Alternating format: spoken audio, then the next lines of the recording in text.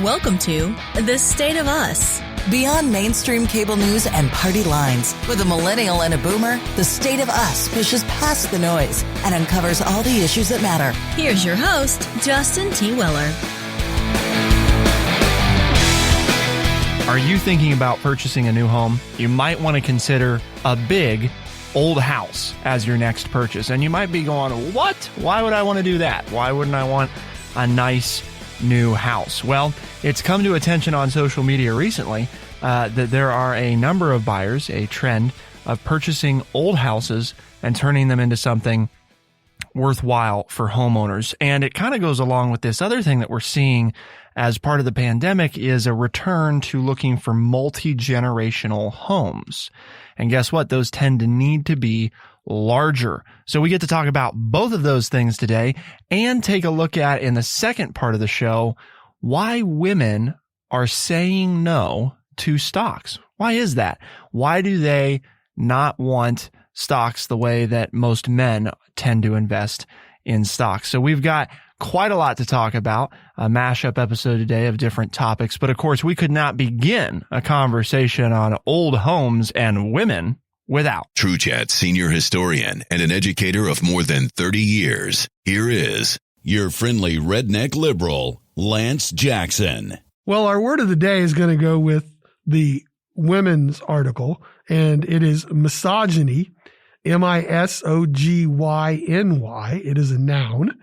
It is the hatred of women, especially by a man. And you might say, well, why would you choose a word like that? Well, there's been some discussion as to why on this show we don't talk about more women's issues. And we always take into account the fact that, well, you have two white males on this show. And sometimes to talk about women's issues, we get a little bit of a pushback from females in the audience. In particular, if you want to go back into the archives, I heard from both of my adult daughters very harshly when we tried to talk about Disney princesses and their effects on the females. I have a female partner, a wife of almost 40 years. As I said, I have two adult daughters. My mother and grandmother were both women. So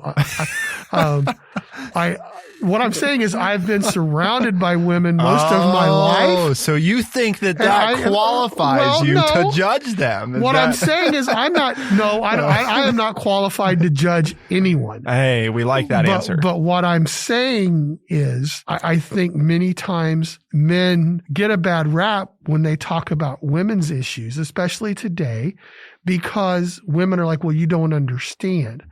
And I think most of that point is valid. But here's what I'm going to throw out there to those of you who feel that way. If we as men don't talk about these women's issues, how are we ever going to help get them out front and make the changes that need to be made? And I don't mean that from a power situation. I was like, oh yeah, you think white men have to talk about it because they're the ones who have the power and they're the ones that are going to make the changes. No, men make up half of the population.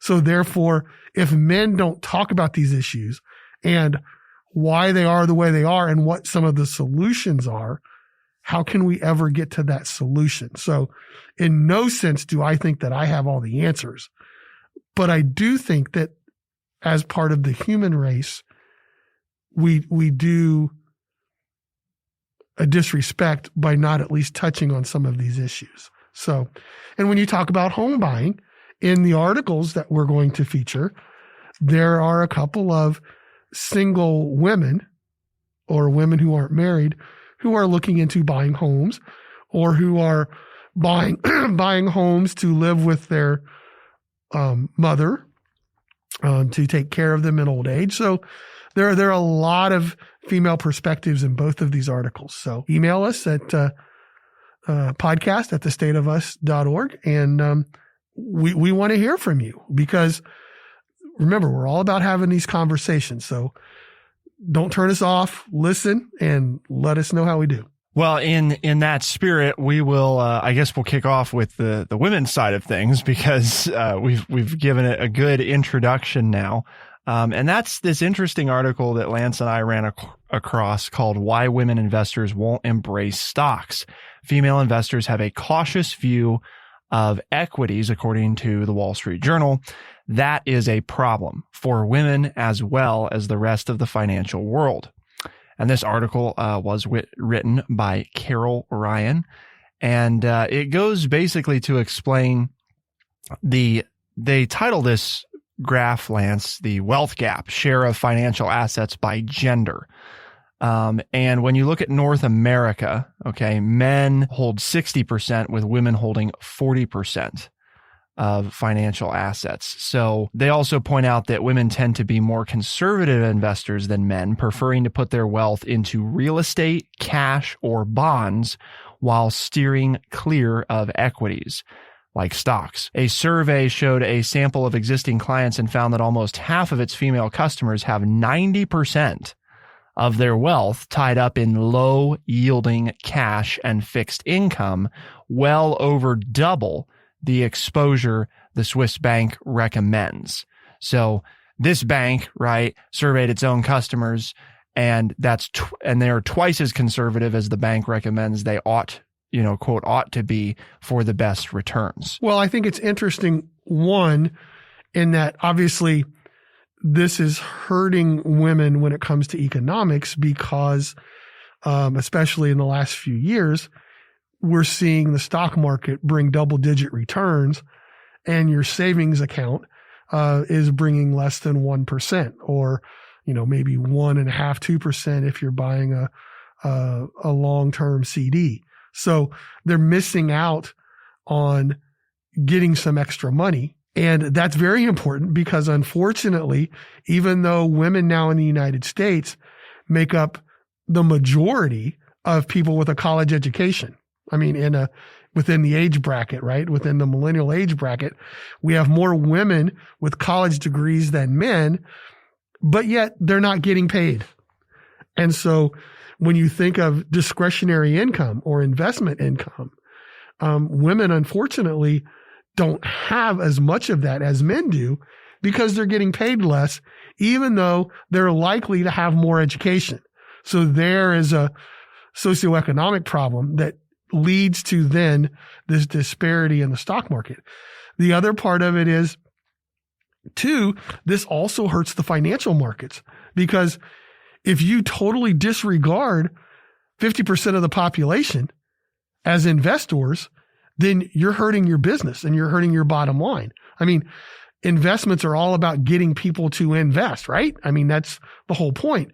And so for years, women have been not treated the same as men when it comes to by the investment people. That is, they are why don't you invest in these? These are more women's companies, those kinds of things. And they're kind of, treated almost, by these brokers, have some misogynist ideas and concepts. It's like, well, we talk to our male customers this way, but we're going to talk to our female customers this way. We're going to talk down to them. They're not as smart. They don't know what's going on as far as money's concerned. And that in turn hurts the financial business, because you're talking about people who are controlling more and more of the wealth now in the home, either within a marriage or with single women. And so I think we need to treat them better.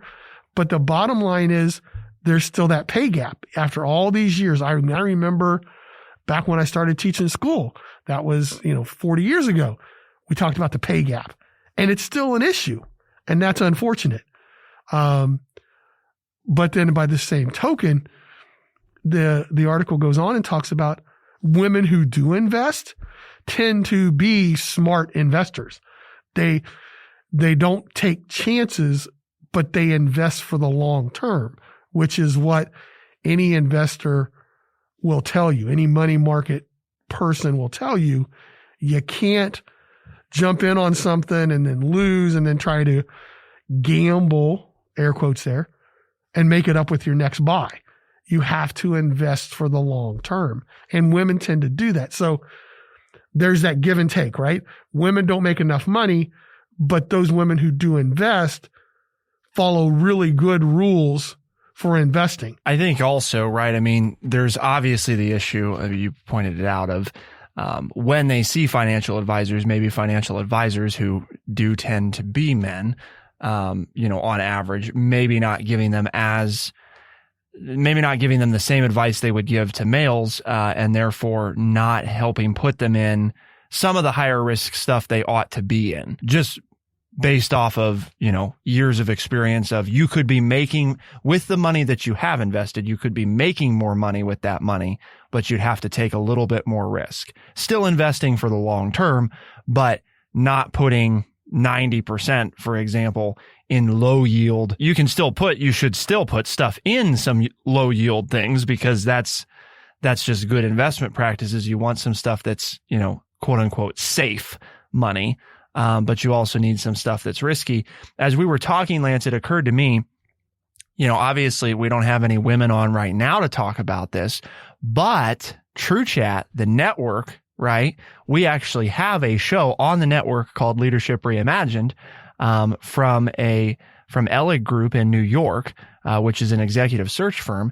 And one of their recent episodes, Lance, actually featured Barbara Novick, who is the co-founder and former vice chairman of BlackRock, the major investment firm. And she recently transitioned to senior advisor. She was on the show very recently. And so there's a podcast episode out there. If you go and you look up Leadership Reimagined, her episode that she was on is titled A Legendary Trailblazer. And I was able to produce that episode, and they actually had a great conversation about some of these things you and I are discussing, the issues they see, and what advice Barbara gives to other women about investing, and how not to make some of the mistakes that she has tried to help her clients avoid over the years. As women become the main breadwinners in more and more households, we're touching on the edge of the issue, because they are going to be the ones, or are going to have more of a voice, should have more of a voice in making some of these decisions. And they are the ones that are going to be setting their families up for success. Very important to learn this. And because, I had to learn it. I didn't grow up in a household that invested. My parents didn't have that kind of money to invest. And it was actually my mother who started investing when she became the main breadwinner in the family, when my father went on disability. And so I actually learned my investments strategies from my mother, and then picked up on that. And then my wife worked for a stockbroker when we first got married, and I learned more from her. So again, not patting myself on the back, but there are the roles that women have played in my life and even in my investment life. Those two women have kind of molded my investment strategies in my adult life. Well, we've got more to talk about, including buying homes, old homes, that is, multi-generational homes. Why should you consider an old home for your next home? To find out, keep it here on The State of Us, and we'll be right back.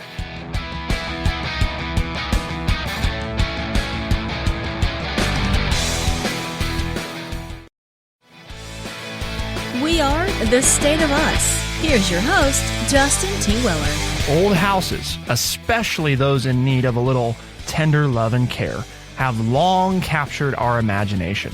Now, thanks to the latest breed of preservationists, one that comes with social media savvy, old houses are getting a fresh spotlight. This article, that's a quote, by the way, from the article, is in the New York Times. It's linked at thestateofus.org. And remember, as you have thoughts throughout today's show, we want to hear from you and what you think about what we're talking about. So send us an email, podcast@thestateofus.org, podcast@thestateofus.org. So you've got the pandemic, Lance. You've got people kind of rethinking houses. We've seen a lot of people move out of cities, right? There's the housing market right now. The residential housing market is very strong for people selling, able to get substantially more money for their homes because you got a lot of people looking, right? They want someplace out of the city, preferably a place with a yard so they can get outside. And I think people are just finding generally, forget the pandemic, people like that. right? They like to have those conveniences and benefits. And one of the things that's also changed is people are thinking more about maybe if we live with family, that makes it more affordable. And when you have something like this happen, if you're all together, you get away from some of those issues of, well, I haven't seen my family in, a year or something like that, right? Yeah, because then you get to see them every day. Yeah, it is a trade-off. It is, and that's why it needs to be a big old house, right? Because you need with lots of land, lots of buildings, yes. And good solid wood doors, right? But it's also a reason to discuss it on this show and have a conversation about it, because it is a big step. It is something. I remember, in my studies of American history, that we saw during the Great Depression and World War II, because again, money was tight. People were losing their homes. And so you had multi-generational families. I'm remembering the TV show, The Waltons, and the John Steinbeck's movie, book, The Grapes of Wrath, and the Joad family all living together, 3-4 generations. And that was the norm because of the economics. And that's kind of what we have, today. So, but the other thing I think of is there was a movie wasn't really a big hit in the 80s called Money Trap. And it was about buying an old house. Money Pit.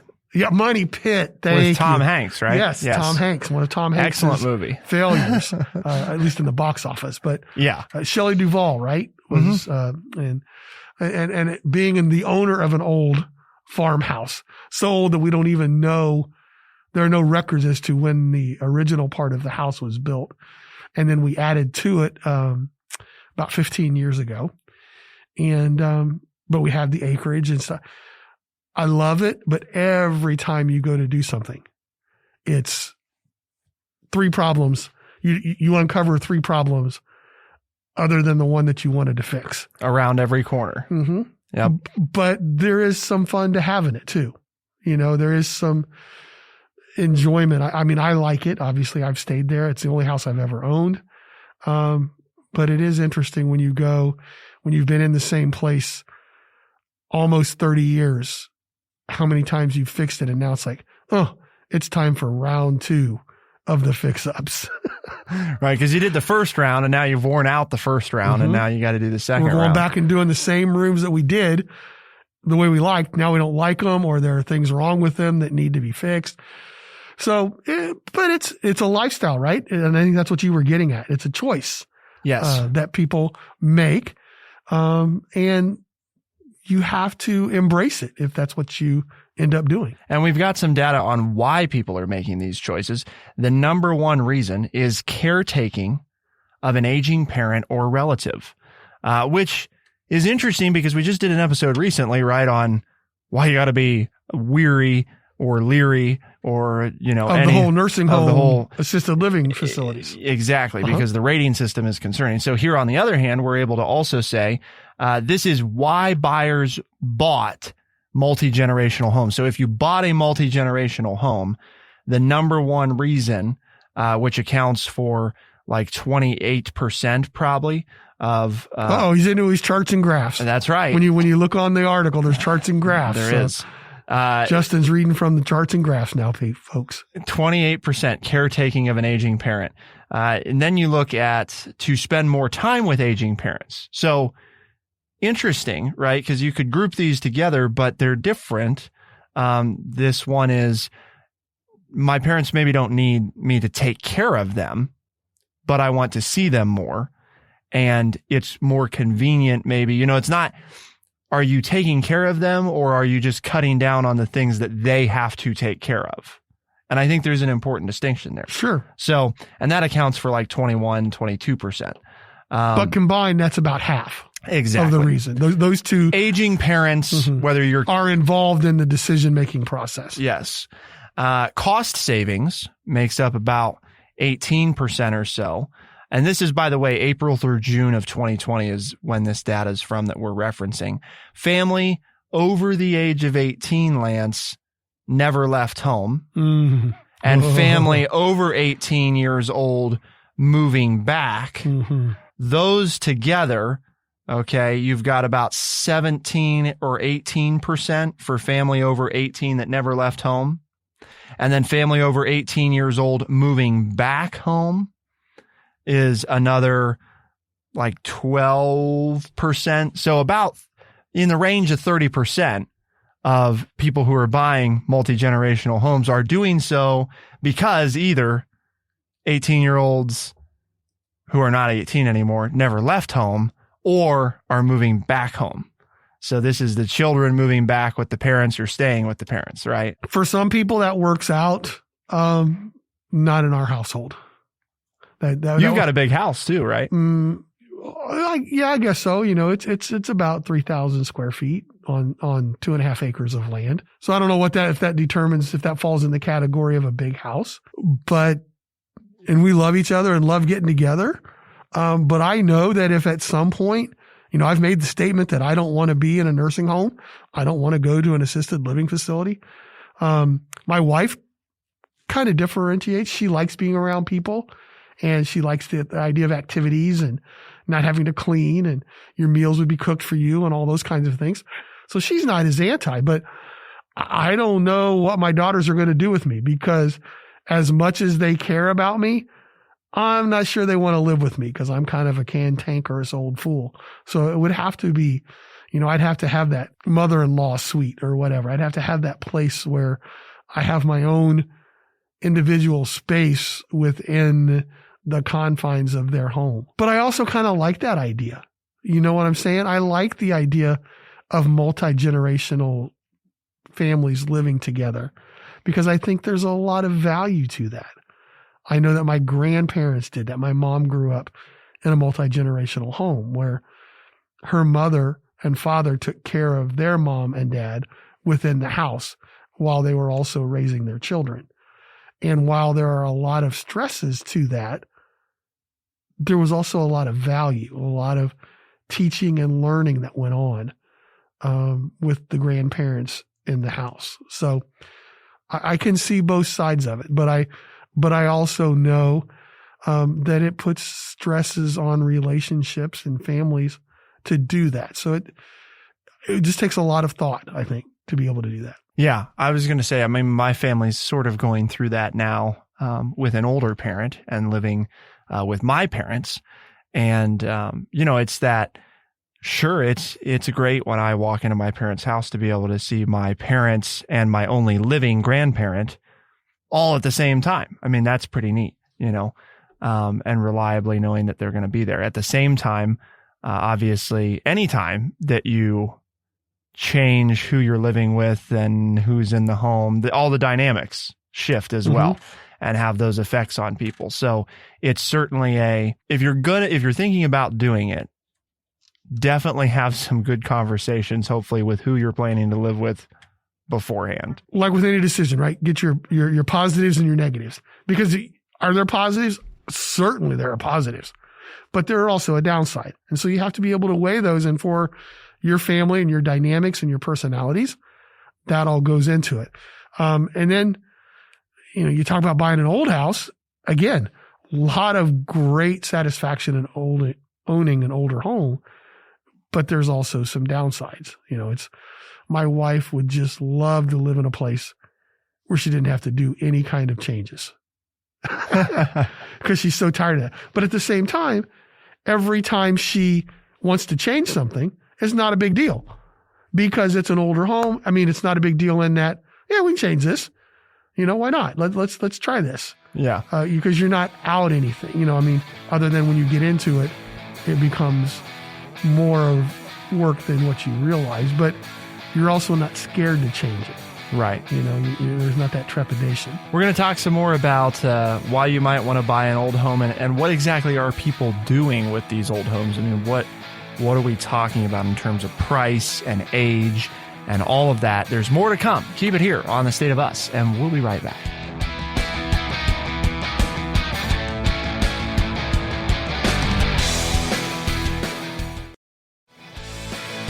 We are The State of Us. Here's your host, Justin T. Weller. Demand for single-family homes under $100,000 and 100 years old or older has remained steady year over year, according to Realtor.com, but the pace of sales for this niche market has gained momentum in the pandemic, following the national trend in overall home sales. In January 2020, the median days on market for these homes was 86 days, 8 days slower than the same time in 2019. However, as of December, these homes were selling in 79 days, 10 days faster than last year, said a chief economist for Realtor.com, who added, it's an impressive feat considering the diligence required for purchasing one of these properties. And I think there's a lot of reasons this is good, Lance, right? I mean, one reason is, and we've talked about this locally, because there's a lot of old buildings, old houses. If you can save an old building rather than tear down an old building, if we can build buildings that last, there's a lot of benefits to that, not the least of which is the climate benefit of you don't have all this waste, you don't have all this new construction material. At the same time, it's kind of a mixed bag because we know that building new homes is also a big driver in the economy of how it's going. So it is kind of interesting. But as far as countries go, the United States is also kind of an outlier in how we view our buildings and so forth. I mean, you go over to Europe and you've got, we look at a home that's 100 years old and, oh, that's old. And it's like, that's nothing. I mean, we got 300-400-year-old homes, 500 and more. And that's not unusual. We also have more space though than a lot of other countries. I mean, having 2 acres, like in the United Kingdom or something for your home would probably be practically unheard of. And not that most people in the United States have, a little ranch like Lance has, but it's still to say there are other people that have that or that live on an acre lot or something like that. Well, and you get used to it too. Mm-hmm. I mean, my wife and I have spent the last 10 years looking at other places and it's like, what's a really nice home? Oh my gosh, the neighbors are looking out their window and can look into your window. I mean, you're that close. The houses are that close on a half-acre lot or a 3/4 acre lot. Doesn't mean that the houses aren't nice, but we've lived with some elbow room for so long that we're really leery when we go to see some of these nice new homes that are built on these half-acre or 3/4 acre lots. We're like, oh my gosh, there's just no space to get away. And like last summer during the pandemic, I had a 2-acre field that I made a walking track. I didn't make it per se, but I walked it every day to the point where I had a little path worn in my grass and I never had to come in contact with anybody else. And one side of that walk was an old mill run and the other side was a creek with trees in the middle with birds and animals and a little family of muskrat down on the creek that I could check in on. And it was very relaxing and enjoyable at a very stressful time. And I thought about those people, in New York City or Philadelphia who were stuck in maybe a nice 2-bedroom apartment and couldn't even get out their door for fear of the pandemic. And I think that's the market we're talking about that's now looking to get out and have some of what you and I have, and that is a place to go where you can get away from everything and kind of commune with nature and not have to do it with 50,000 other people in a section of Central Park. The other thing the article points out is that many buyers are tired of the overly neutral living spaces that seem ubiquitous in flipped homes, adding that in addition to a potential investment benefit, the construction quality of older homes is often unmatched. Quote, the old adage is true. They don't make them like they used to, and you can't rebuild history, said Mr. Robleto, who is one of the gentlemen that has made it a way of life to purchase, renovate, and sell old homes. And I think that that's an important side, too, of, if we just tear all of them down, sure, you could rebuild replicas, but you really can't, in a lot of cases, rebuild certain components of them to be the exact same. We purchased for the youth center here in town, the old public library. And one of the things that I've always admired in there, for example, it's a little thing, but you just won't find it in almost any modern home, arched doorways, rounded top doorways, because they just don't do that anymore, and of course, all the doors, none of them are hollow doors, they're all solid wood, very heavy. I mean, you would not want to. And there are downsides to building things that way now as well. I mean, it's not to say that everything about new homes is bad. Part of that is there is an environmental impact, obviously, to making a solid wood door instead of a hollow wood door. Well, we watch HGTV every day in our house. And so I know things that I really never thought I would know. This old house? Because of this. Well, I used to watch This Old House. That was good. But we watch all these building shows and remodeling shows. And the thing that I am seeing change, this open concept idea that everybody was going through for the last 4 or 5 years. Now everybody's saying, you know what? I want a wall. I'm like, yeah. Been telling you that since I started watching these shows. You spend more time at your home and you decide that you want it to be broken up. Some space.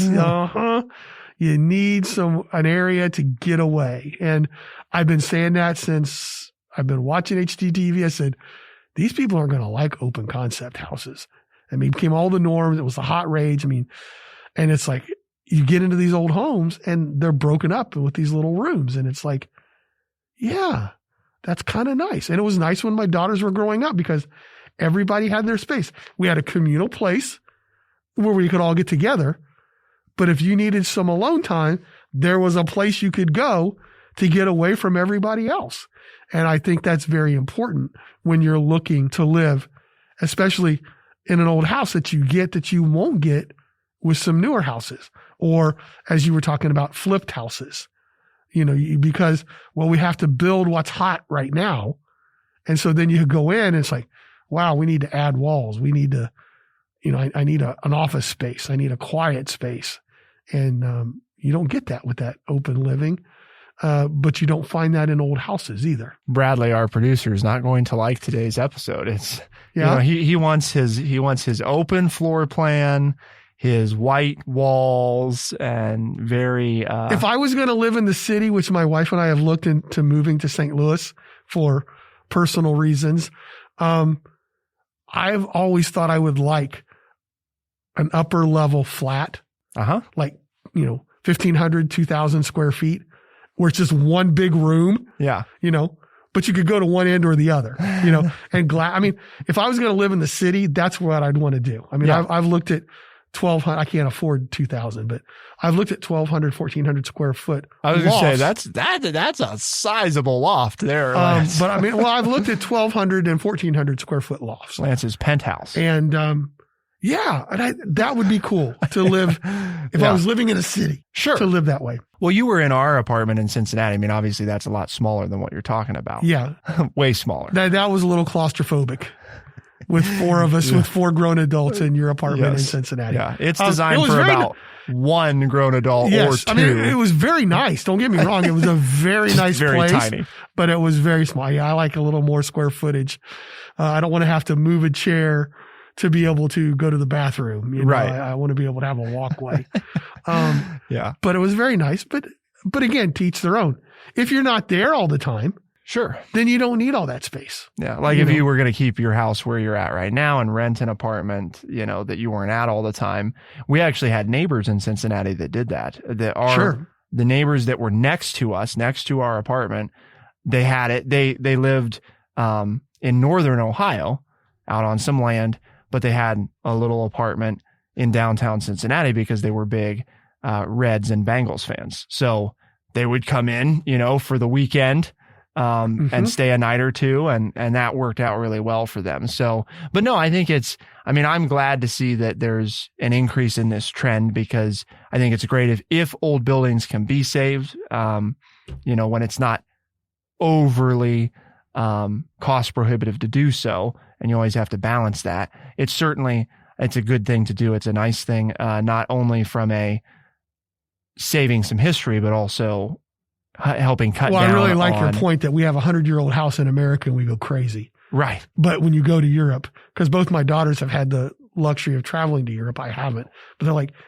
yeah, Dad, I'm walking into castles that were built in 1200 or 1300. Right. You know, they're 500-600 years old churches. Yeah. And she goes, and they both go, it just puts us to shame. Like, we think we got something old because it's 120 years old.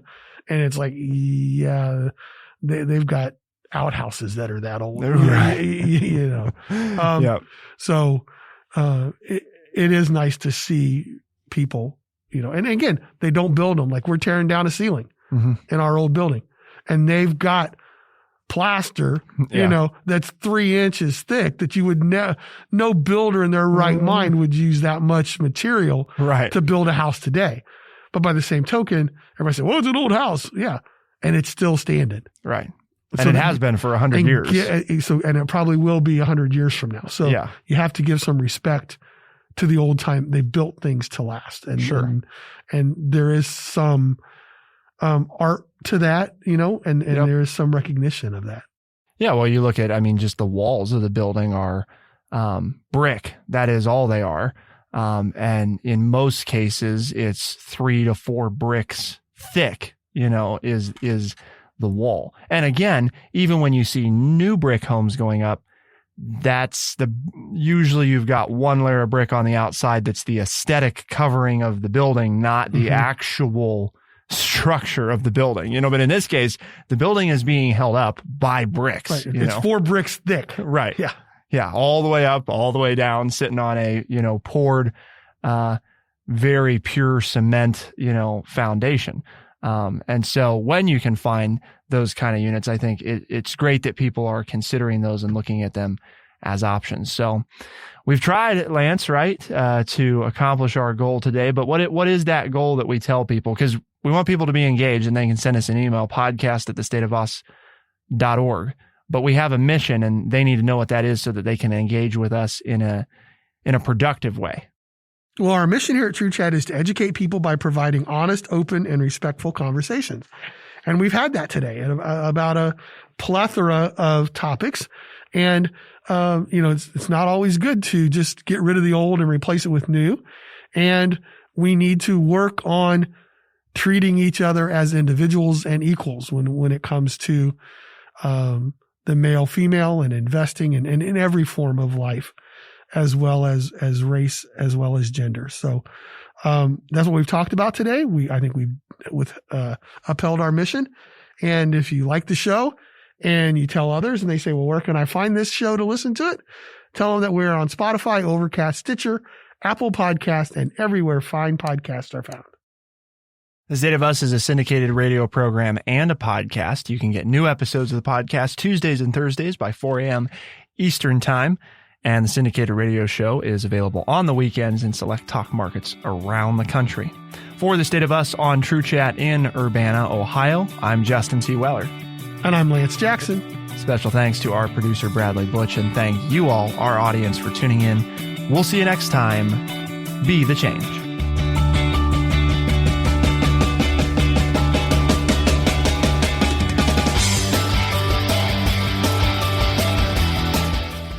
Be sure to check out our website, thestateofus.org, for books, articles, and all the ways to tune in. thestateofus.org.